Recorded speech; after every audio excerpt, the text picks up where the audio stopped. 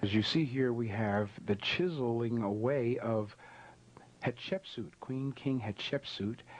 On the right there, it's about male attitude, European male attitude about the female, and on the left you see Osiris wearing the headdress of Amun. And notice the neck of Osiris, the black paint, is still there. And of course, Osiris has an erection here coming out of his navel, which is representative of resurrection to eternal life, symbolized by the obelisk or the tekenu, as you see right there, and the tekenu of Hatshepsut. All right, and of course, as we know, the Washington Monument was stolen from, or patterned after this, or stolen, copied from it. And this is what we need to go back and see. Here we have the sacred pool at the Temple of Karnak. It was here in this pool, brothers and sisters, that the world's first baptisms took place. The ancient Kemet priest of Kemet, were baptized here as an initiation rite into the priesthood and the craft of Amun-Ra as the Grand Master teachers among the people, as the scholar warriors of Kemet. And this is where the world's first baptisms took place, not in the Jordan River by John the Baptist, but right here in Kemet. And of course, here you see plenty of what I refer to as mutanoids or caucasoids or Japhites. Okay, they all go to Kemet. But yet, when we as Africans say, I'm going to Africa, what do you want to go to Africa for? But yet they'll go to Africa. And there again you see the tekenu, the obelisk of Hatshepsut, from which is stolen and copied the image of the Washington Monument. This is some of the fun we were having there.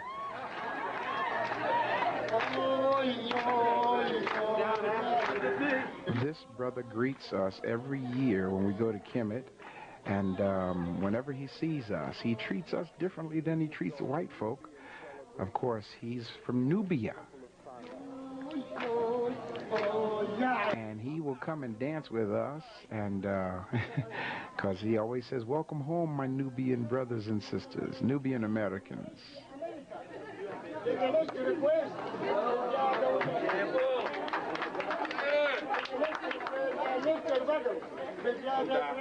Nubian family visit from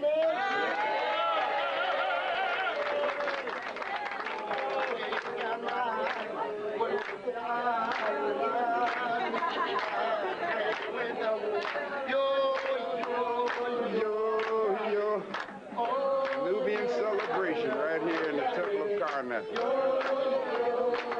And everybody else is looking on wondering what the hell is going on.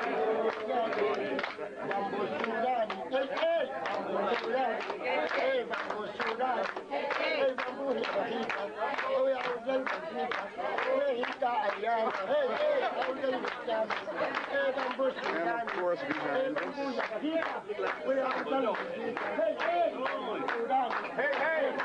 we have all these white folks wanting to ride we're here.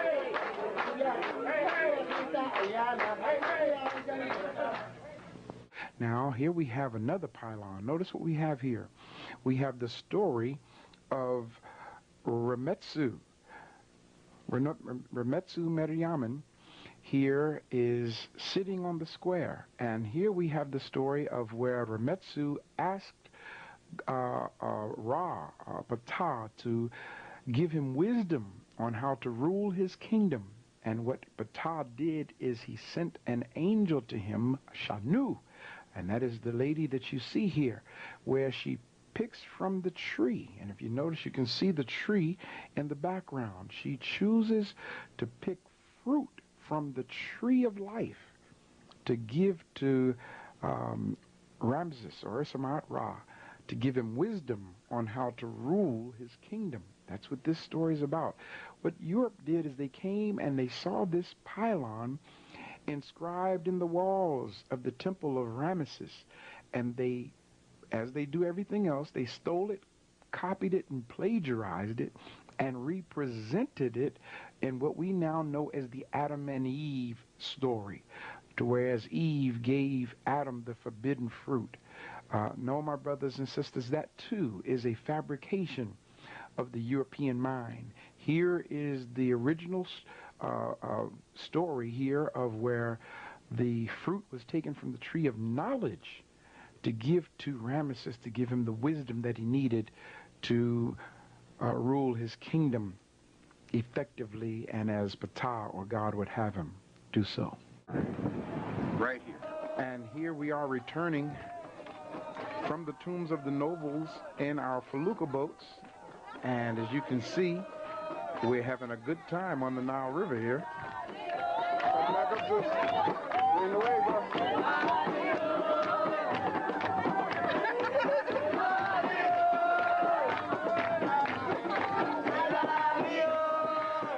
Being that we were on the water, some people were actually afraid to get up and move around. Yeah, but we had a great time. There you go, get down. That's it, sister. There you go, there. You got the groove. Y'all got it. I think y'all got this thing. This is African. These are Africans having a good time.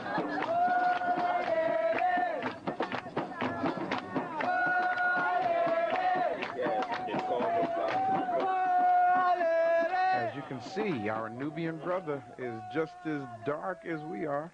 That's right, brother. Jump Yeah. Nubian Americans come home. Sound like church now. Karen.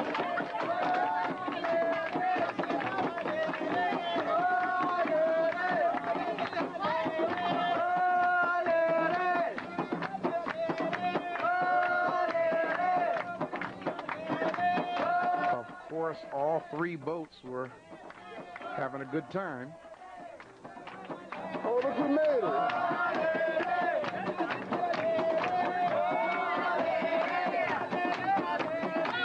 So you see, it's a part of our African culture to have a good time.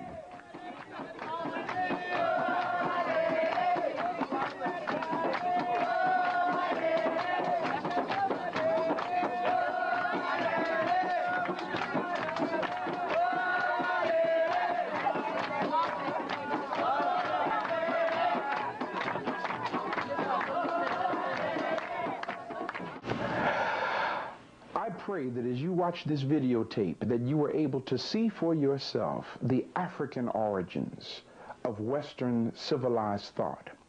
I pray that you were able to see the African origins of Judaism, Christianity, and even Islam.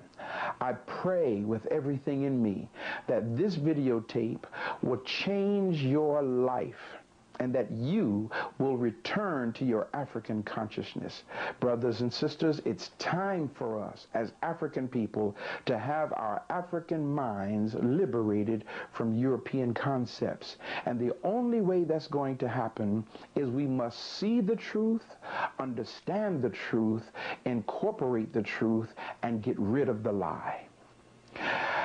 If you would like more information on our videotapes, please feel free to write to us at the information that will be on the screen shortly, and we will be more than happy to send you our catalog and communicate any other information with you.